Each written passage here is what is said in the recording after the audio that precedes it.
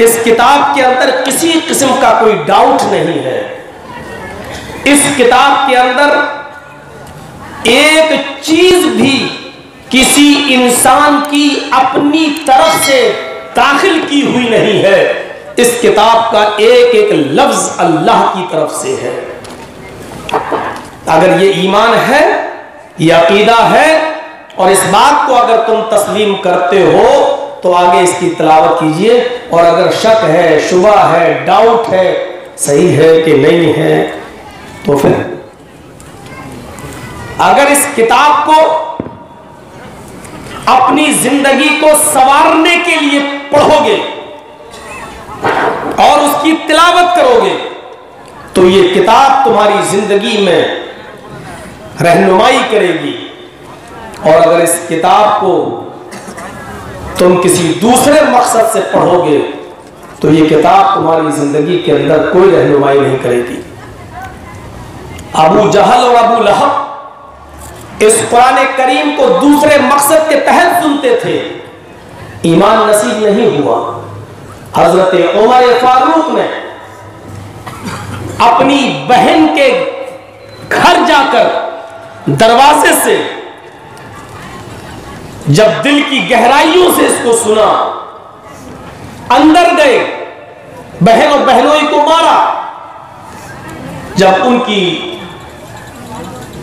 मार से बहनों बहनोई पर कोई फर्क नहीं पड़ा तो हजरत उमर ने कहा, अच्छा लाओ, क्या पढ़ रही कि तुम मुझे भी सुनाओ। और जब उनको सुनाया गया तो हजरत उमर के दिल की दुनिया बदल गई और वो ईमान लाए। दोनों में फर्क क्या था?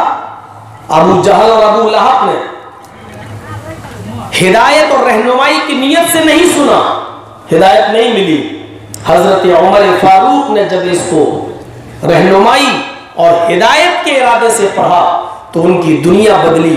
और फिर ऐसी दुनिया बदली कि इस कुरान की तालीम की बरकत से हजरत उमर ने इस दुनिया के आधे हिस्से पर, आधी दुनिया पर तकरीबन 22 लाख मील मुरब्बा मील जमीन पर हुकूमत करके दिखलाई और दुनिया को पैगाम दिया कि देखो एक बकरियों के चराने वाले भी हुकूमत किस तरीके से करके दिखाते हैं। कि हजरत उमर फारूक की इस हुकूमत पर महात्मा गांधी जैसी शख्सियत ये कहने पर मजबूर हो गई कि उमर फारूक का अदल, उमर फारूक का न्याय, उमर फारूक का इंसाफ अगर इस दुनिया में कायम कर दिया जाए और लागू कर दिया जाए तो ये दुनिया अमन और शांति का गहवारा बन जाएगी और खून खराबा बंद हो जाएगा।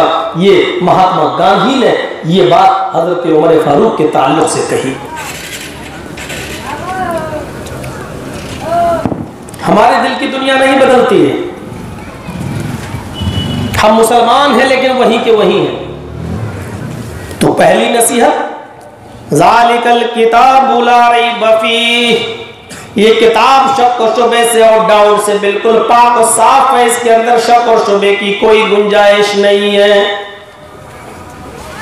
जो लोग इस किताब के बारे में शक करते हैं, अल्लाह ताला ने उनको चैलेंज दे दिया है, वइन कुंतुम फी रैबिम मिम्मा नज़्ज़लना अला अब्दिना फ़अतू बिसूरतिम मिन मिस्लिह।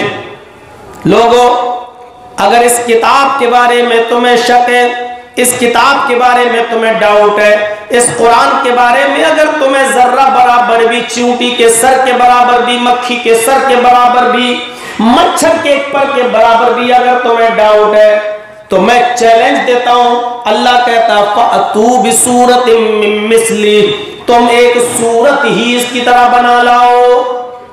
उलमा जानते हैं सूरतिन कहा, एक सूरत, कोई भी सूरत, सूरह बकरा की तरह 2.5 पारे की सूरत नहीं, छोटी से छोटी सूरत कुरान की, उसी की तरह एक सूरत बना लाओ।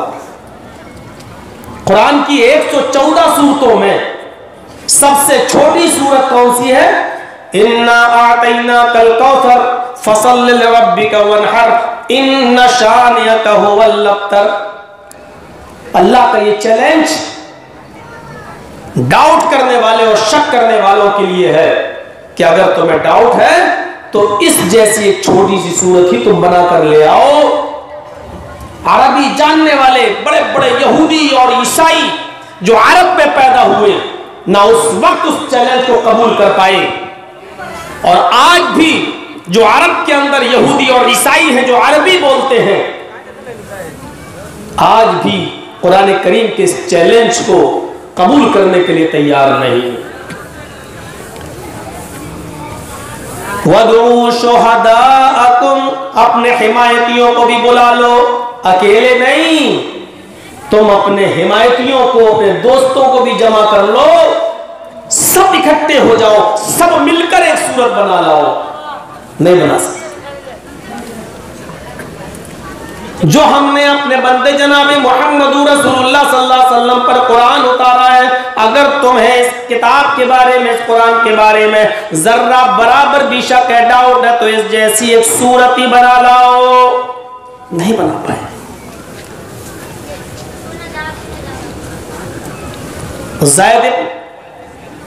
हजरत हस्सान इब्न साबित ने काबे की दीवार पर यही 3 आयतें लिख दी थी, इन्ना आतैना कल कौसर फसल्लि लिरब्बिका वनहर इन्ना शानियका हुवल अब्तर। अरब के अंदर शायरी का बहुत जोर था, और जब कुरान करीम नाजिल हुआ तो अरबों ने, अरब के काफिरों ने, मक्के के काफिरों ने ये कहना शुरू कर दिया, ये तो शेर और शायरी की किताब है, ये तो मोहम्मद और उसके साथियों ने बना डाली है, ये तो खुद अपनी तरफ से बनाते हैं, गढ़ते हैं। तो हस्सान इब्न साबित ने ये 3 आयतें वहां लिख दी, इन्ना आतैना कल कौसर फसल्लि लिरब्बिका वनहर इन्ना शानियका हुवल अब्तर, और नीचे लिख दिया हस्सान इब्न साबित, यानी ये शेर हमने लिखे हैं।